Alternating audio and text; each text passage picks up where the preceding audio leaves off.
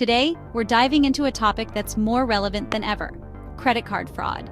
In 2024 alone, there were over 210,000 cases reported just in the first half of the year. While technology keeps evolving to make our cards safer, fraudsters are constantly finding new ways to access our information.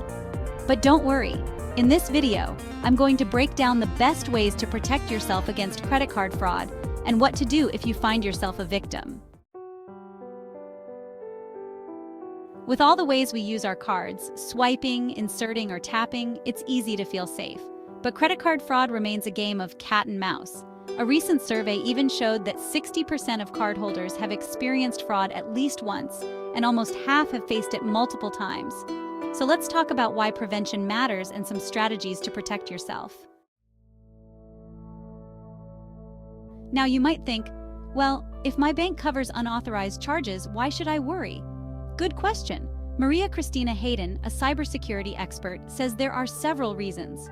Beyond the hassle of fixing fraudulent charges, credit card fraud can impact your credit score and expose you to more serious issues like identity theft. All right, let's get into the good stuff. Steps you can take to keep your card info safe. First up, freeze your credit. A credit freeze stops anyone from opening new accounts in your name. It's free and can be set up with each major credit bureau: Equifax, Experian, and TransUnion. Next, set up alerts with your bank. Most banks allow you to receive notifications for certain transactions. For example, you can get alerts if a purchase over a specific amount is made or if your balance is close to the limit. It's a great way to keep an eye on your spending and catch any suspicious activity in real time. It's simple but effective. Make sure your passwords are unique and hard to guess. Avoid using the same password across sites and add multi-factor authentication if possible. Check your monthly statements closely. Fraudsters often make small test charges before a bigger transaction. Even $1 or $2 can be a red flag if you didn't authorize it. Some banks let you generate a one-time use card number for online purchases.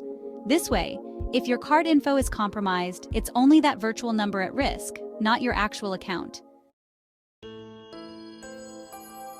Whenever possible, use Tap to Pay. It's much safer than swiping, which is vulnerable to skimming devices at places like ATMs or gas pumps. And finally, be cautious of any unexpected communication. If someone contacts you claiming to be from your bank, avoid sharing any personal details until you verify their identity.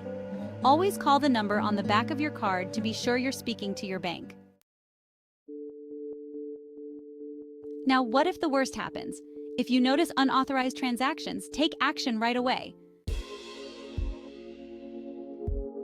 First, contact your bank immediately. Ask them to freeze the account to prevent further charges and request a new card.